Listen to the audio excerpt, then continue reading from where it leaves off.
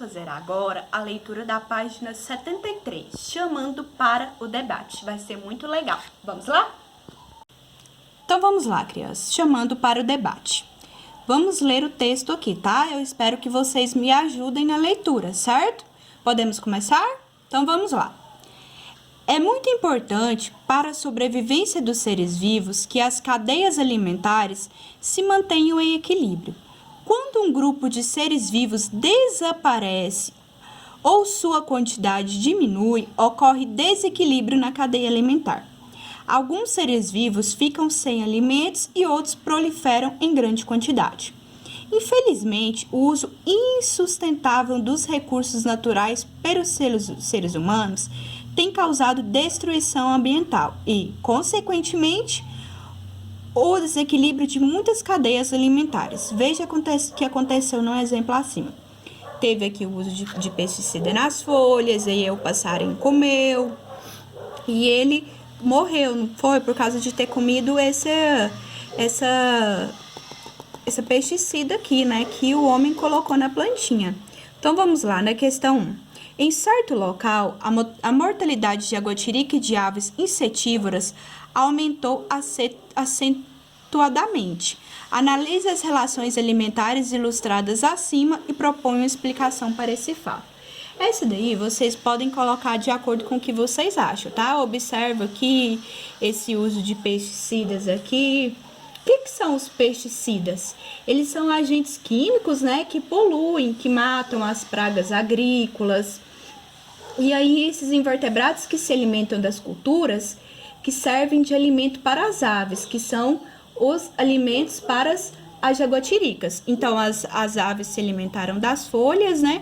Essas aves aqui, elas geralmente são alimentos para as jaguatiricas também, que se alimentou dessa ave aqui que tá com esse veneno e também morreu, não é mesmo?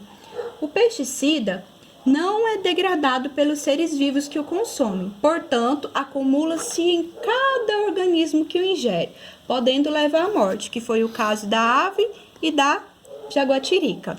Vamos lá na questão 2. Considere uma cadeia alimentar composta de plantas, gafanhotos, sapos e serpentes, além de fungos e bactérias. O que aconteceria com a quantidade de gafanhotos e de plantas caso as serpentes do local fossem mortas? Ah, tá. O pessoal lá resolveu matar todas as serpentes. O que vai acontecer com a quantidade de gafanhotos e plantas? Nós não falamos aqui no início, porque se acontecer um desequilíbrio na cadeia, alguns seres vivos ficam sem alimentos e outros vão proliferar em grande quantidade. Então, o que vai acontecer? A quantidade de cobras vai aumentar? Não, tia Renata, não vai aumentar, porque a quantidade dessas cobras foram mortas. Ah, mas o que vai aumentar então?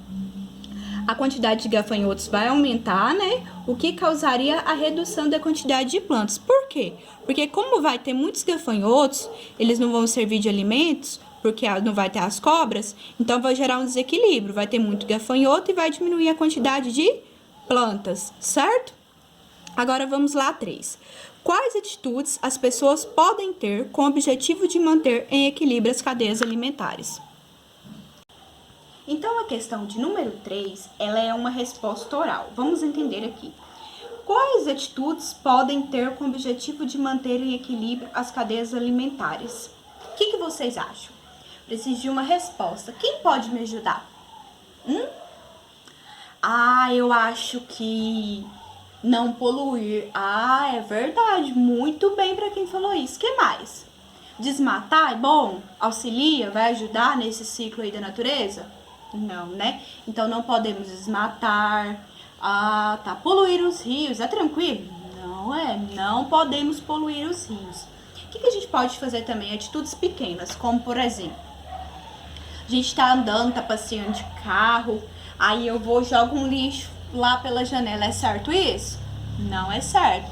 Então, o que a gente pode fazer? São pequenos detalhes que faz toda a diferença. A gente pode colocar uma sacolinha dentro do carro, não é mesmo? Para colocar esse lixo nosso. Então, há toda uma conscientização que deve começar por todos nós, exatamente. Ah, e matar os animais também, tia Renata, não pode, porque igual a senhora falou, se eu matar todas as cobras, vai aumentar o número de gafanhotos, vai comer todas as plantas e eu vou ficar sem plantas e com muito gafanhotos, não é mesmo? Ah, tem uma outra questão interessante que nós falamos sobre o uso de pesticidas. O homem não colocou aí, o homem tem uma grande interferência na natureza. Isso pode prejudicar várias espécies, sobrevivência de várias espécies. Então, o que a gente pode fazer? A gente tem que ter o uso consciente, né, sobre os produtos agrícolas, saber como usar, saber usar na dose certa. Por exemplo, vocês se lembram de um cajazinho que eu citei em uma aula? Esses cajazinhos aqui nós produzimos no quintal. Eles não têm uso de pesticidas. Então, além de ser uma alimentação saudável para a gente, para o nosso organismo, também ajuda no nosso quintal, de maneira que os fungos, as bactérias, né? E aí também o dos outros animais também que se alimentam, por exemplo, se vier uma ave vir comer um pedacinho, então não vai ser prejudicial. Então isso é muito importante pra gente, tá bom? Vamos pensar aí em outras atitudes. Aí se vocês pensarem em outras atitudes, podem me falar, tá bom? Beijinhos!